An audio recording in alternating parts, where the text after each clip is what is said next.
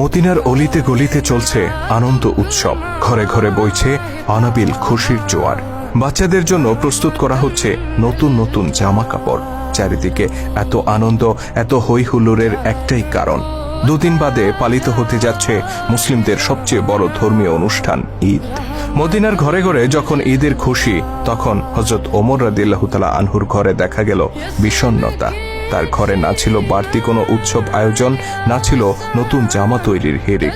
অথচ ওমর রাদিয়াল্লাহু তাআলা আনহু তখন মুসলিম জাহানের খলিফা, অর্ধ দুনিয়ার শাসক তিনি। তা সত্ত্বেও নিজের কিংবা পরিবারের জন্য একটি নতুন জামা তৈরির আর্থিক সঙ্গতি তার ছিল না। এই যখন অবস্থা, তখন খলিফা ওমর রাদিয়াল্লাহু তাআলা আনহুর স্ত্রী উম্মে কুলসুম রাদিয়াল্লাহু তাআলা আনহা তাকে বললেন, আমাদের জন্য নতুন কাপড় না হলেও চলবে, কিন্তু ছোট্ট বাচ্চাটি নতুন কাপড়ের জন্য কান্না করছে, অন্তত তার জন্য একটি নতুন জামার ব্যবস্থা করুন। খলিফা নিজের অসহায়ত্ব প্রকাশ করে বললেন, তুমি জানো আমার নতুন কাপড় কেনার সামর্থ্য নেই, বাইতুল মাল থেকে যতটুকু ভাতা নেই তা দিয়ে কোনো রকম সংসার চলে। উম্মে কুলসুম রাদিয়াল্লাহু তাআলা আনহা তখন খলিফাকে পরের মাসের বেতন থেকে কিছু টাকা অগ্রিম নিয়ে বাচ্চাটিকে নতুন জামা কিনে দেওয়ার অনুরোধ করলেন। স্ত্রীর অনুরোধে খলিফা ওমর রাদিয়াল্লাহু তাআলা আনহু চিঠি লিখলেন রাসূল সাল্লাল্লাহু আলাইহি সাল্লামের আরেক প্রিয় সাহাবী আবু ওবাইদা রাদিয়াল্লাহু তাআলা আনহুর কাছে। আবু ওবাইদা তখন রাষ্ট্রীয় কোষাগার বাইতুল মালের দেখাশোনা করতেন। চিঠিতে খলিফা 1 মাসের অগ্রিম ভাতা চেয়ে অনুরোধ করলেন আবু ওবাইদা রাদিয়াল্লাহু তাআলা আনহুকে। সারা মুসলিম জাহানের খলিফা যিনি, অর্ধ পৃথিবীর শাসক যিনি, সেই ওমরের এমন চিঠি পেয়ে আবু ওবাইদা চোখের পানি ধরে রাখতে পারলেন না। তিনি কান্নায় ভেঙে পড়লেন। তবে তিনি নিজের এই আবেগকে নিয়ন্ত্রণ করলেন। চিঠি বাহকের হাতে অগ্রিম বেতন না দিয়ে তিনি বরং আরেকটি চিঠি ধরিয়ে দিলেন। সেই চিঠি যখন হাতে পৌঁছল, খলিফা ওমর রাদিয়াল্লাহু তাআলা আনহু তা পড়তে শুরু করলেন। আমিরুল মুমিনিন, অগ্রিম বেতন বরাদ্দের জন্য দুটি বিষয়ে আপনাকে ফয়সালা দিতে হবে। প্রথমত, আগামী মাস পর্যন্ত আপনি বেঁচে থাকবেন কিনা। দ্বিতীয়ত, বেঁচে থাকলেও আপনি খলিফার দায়িত্বে বহাল থাকবেন কিনা। হযরত আবু ওবাইদা রাদিয়াল্লাহু তাআলা আনহুর এই চিঠি পাঠ করে হযরত ওমর রাদিয়াল্লাহু তাআলা আনহু অঝরে কাঁদতে শুরু করলেন। তিনি উপলব্ধি করলেন তিনি একা নন, বরং এই উম্মাহকে ন্যায়ের শাসন উপহার দেওয়ার জন্য আবু ওবাইদার মতো বহু বিশ্বস্ত সাহাবী আজও বেঁচে আছেন।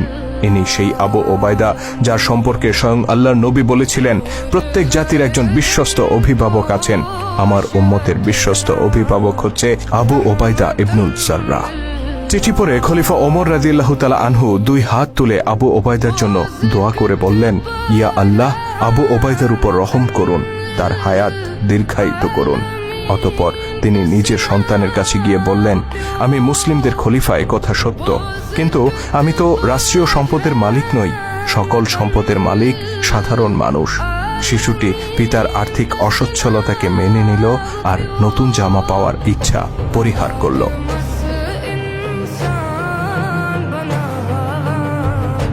খলিফা হিসেবে দায়িত্ব নেয়ার পর থেকেই হযরত ওমরের সংসারে নেমে এসেছিল অভাব অনটন।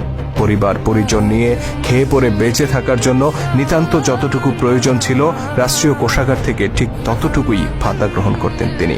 সামান্য আরামায়েশ কিংবা সন্তানদের শখ আহ্লাদ পূরণ করার জন্য বাড়তি কোনো সুযোগ সুবিধা তিনি গ্রহণ করতেন না। একবার হযরত আলী রাদিয়াল্লাহু তাআলা আনহু, ওসমান রাদিয়াল্লাহু তাআলা আনহু ও তালহা রাদিয়াল্লাহু তাআলা আনহু পরামর্শ করলেন যে খলিফার এই মাসোহারা যথেষ্ট নয়, তাকে বাইতুল মাল থেকে আরো কিছু অর্থ বাড়িয়ে দেওয়া উচিত। কিন্তু এই প্রস্তাব খলিফা ওমরের কাছে কে পেশ করবে? তাদের 3 জনের একজনেরও সাহস হলো না। অবশেষে ওমর রাদিয়াল্লাহু তাআলা আনহুর কন্যা ও রাসূল সাল্লাল্লাহু আলাইহি সাল্লামের স্ত্রী হাফসা রাদিয়াল্লাহু তাআলা আনহার কাছে গিয়ে তারা তাকে এই প্রস্তাব উত্থাপনের অনুরোধ করেন। হাফসা রাদিয়াল্লাহু তাআলা আনহা পিতার নিকট এই প্রস্তাব তুলতেই তিনি ক্ষিপ্ত হয়ে উঠলেন, জানতে চাইলেন কারা এই প্রস্তাব দিয়েছে। আম্মা হাফসা রাদিয়াল্লাহু তাআলা আনহা কোনো উত্তর দিলেন না। খলিফা বললেন, যদি তাদের নাম জানতে পারতাম তাহলে পিটিয়ে লাল করে দিতাম।